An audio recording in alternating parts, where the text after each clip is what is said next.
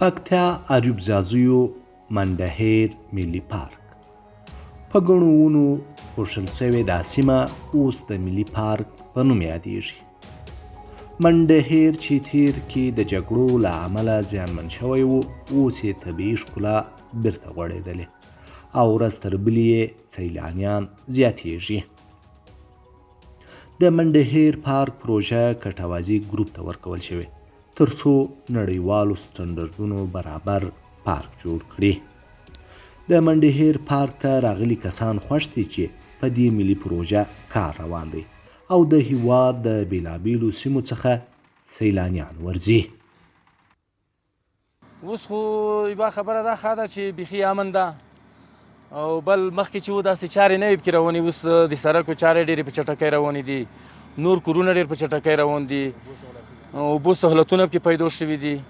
انشاءالله نور به ډېر کورونه پکې وشي. بس خلکو نه هیله کوو چې به تر وشي، خپله تفریحي وکړي، ملي وکړي، خوند ترې واخلي. او دې خوا راغلي یو په چکر باندې دا پارک ته، دې ته چکر وکړو، ملګري انډیوالان ورسره دي، پسه مو راوړی و، هغه مو وخوړو، بیا ته چکر ته راوختو او ډېر ښکلی کاروبار په شروع دی بلته الحمدلله.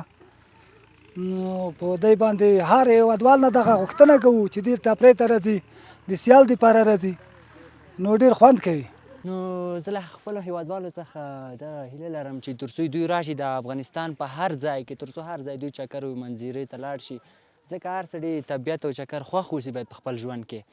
نو موږ به ډېر خوشحاله شو تر څو دغه ځایونه موږ ته زر تر زر او بیشتر وکولی شي دوی دغه ځایونه موږ ته زر جوړ کړي. سیلانیان وایي د منډهیر ملي پارک چارې په چټکۍ سره روانې دي.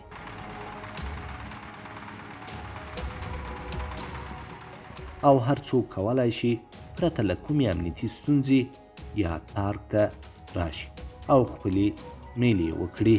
مونږ خو نن راغلو سپینې شګې ته په دې تړاو چې راشو نن لږه د طبیعي منظرو ته راشو، سرسبزه ځمکو ته راشو، ځکه دغه داسې یوه ساحه ده چې دا طبیعي ساحه ده او شنې منظرې هم لري. فکر نه کوم که په ډېرو کم ولایتونو کې داسې سرسبزه ځمکې او داسې طبیعي غرونه او داسې چمنونه ډېر کم پیدا کېږي. نو موږ د هیوادوالو نه او د په ټولو هیوادوالو غږ کوو، ټولو ولایتونو وګړو باندې غږ کوو چې راشي سپینې شګې ته، ایوب ځاځی ولسوالۍ ته راشي او د دې طبیعي ځایونو نه خوند واخلي. مونږ خو ولا د چکر لپاره راغلي وو، تیر ځل راغلي وو خو دومره پرمختګ نه و شوی. دا ځل چې راغلي یو ډېر پرمختګ شوی دی، زنګوی نصیب شوي دي او همداسې غرفې جوړې شوي دي، ډېر نوي کارونه مو ولیدل، ډېر پرمختګ شوی دی، اوبو سیستم جوړ شوی، پخوا دلته د اوبو سیستم نه و، همداسې نور ډېر سیستمونه مخ په چټکۍ روان دي. الحمدلله ډېر د شکر ځای دی چې دومره چارې په مخ ځي. د دغه ملي پارک په ګڼو ځایونو کار روان دی او په دې برخه کې د سړکونو او رستورانتونو چارې په بشپړېدو دي. لکه څنګه چې تاسې عملاً وینئ دغلته په عین وخت کې په څو ځایو کې کار روان دی. د هغه له جملې څخه یو سړک دی چې تقریباً 99% چارې بشپړې سوي دي او په راتلونکو 2 ورځو کې به انشاءالله ټول مکمل سي. د دې ترڅنګ د اوبو سیستم ده چې مکمل 100% کار خلاص دی او په عین وخت کې دلته 80,000 لیټره اوبو ذخیره سوي او 24 ساعت 3 انچه اوبه نورې له چینې نه طبیعي اوبو ورته راځي. له دې سره به د خلکو هغه مشکل چې د سړک برخه کې لارو یا د اوبو په برخه کې لارو حل به سي او ترڅنګ یې دلته د برق په برنامه باندې کار روان دی. تاسې عملاً وینئ چې موږ د 4 په اندازه جنریټرې راوړي دي چې د دغې ټولې ساحې دپاره د برق امکانات پوره کولی سي او ترڅنګ یې موږ په دغه فلزي غرفو د غره په ډډه کې د 300 په تعداد باندې همدا غرفې جوړې کړې او د 2000 او 2500 په شاوخوا کې به موږ خیمې ولګوو دلته تر څو هغه میلمانه دوستان ملګري چې راځي، وطنوال چې راځي، د هغوی دپاره د اوسېدلو زمینه برابره سي او ترڅنګ یې موږ په 2 سیارو اشپزخانو باندې چې هره یوه اشپزخانه یې په عین وخت کې د 15,000 نفرو دپاره د خوړلو ډوډۍ برابرولی سي. الحاج محمد میرزا کټوازی د 200 میلیونه افغانیو په ارزښت په دغه پروژه باندې مصارف کیا او دغه د سپینې شګې د ځاځي اریوب ملي پارک رغونه به کېږي، دلته به خلک راځي. مخکې د دې نه به ډېر خلک راتله خو دومره آمادګیانې نه وې، نه د تفریح دپاره یو څه و. خو سږکال انشاءالله چې دغه د یو میاشتې په دوران کې موږ ډېر زیات زور اچولی دی په کار باندې، غواړو چې دغه کارونه مخکې لاړ شي.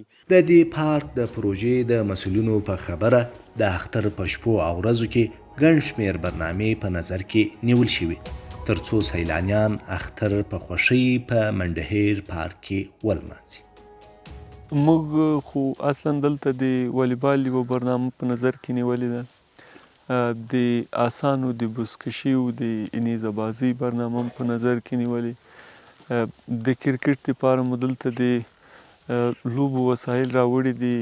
هغه هیوادوال چې راځي هغوی په خپله خوښه باندې څوک غواړي دلته لوبې وکړي، ساتیرۍ وکړي، موږ ورته هغه په اختیار کې ورکوو. د والیبال دپاره، د فوټبال دپاره او په عین وخت کې به ځینې نورې داسې هغه د لوبو وسایل راسي چې دلته د میلمنو په راتګ سره به د هغوی دپاره په خدمت کې. د خلکو مو دا غوښتنه ده چې راشي، امنیت تامین دی، کسان شته دلته، موږ سره پوره حکومت موږ سره پوره همکار دی په دې کې، او ټول سیلانیان کولی شي چې راشي او خپل ساتیري وکړي.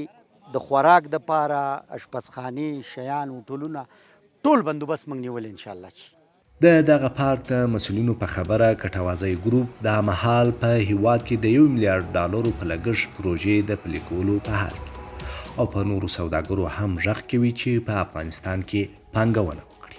اوس فی الحال دپاره هم دغسې دا چې د جمعو په ورځو باندې تقریبا تر 3,500 4,000 5,000 پورې خلک راځي، خو لا تر اوسه خل نه دي خبر، راځي به نور هم خبرېږي خلک دغسې چې تاسو راغللی، دغسې به ټول خلک راځي انشاءالله. چې اوس په عامو ورځو کې هم خل راځي، سیلانیان راځي دلته کینی، ډېر خلک د ننګرهار نه، د کونړ نه، لغمان نه، ان د بدخشان نه خلک راغلي وو، د فاریاب نه خلک راغلي وو.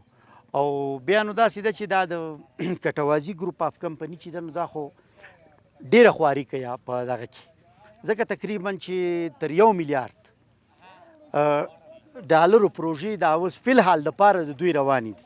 نو موږ ټولو تجارانو باندې غږ کوو چې راشي سرمایه ګزاري په خپل وطن کې وکړئ، مه وباسئ خپلې پیسې بل وطنونو له، نورو ځایونو کې مه کوئ، په خپل وطن کې وکړئ چې خپل وطن آباد کړئ. د پکتیا عرب زازوی ولسوالۍ منډهیر پارک په جوړولو 200 میلیونه افغانۍ پانګونه کیږي چې په 6 کلونو کې چارې بشپړې شي او هر کال به 2 میلیونه افغانۍ د دولت بودیجې ته ورکول کیږي.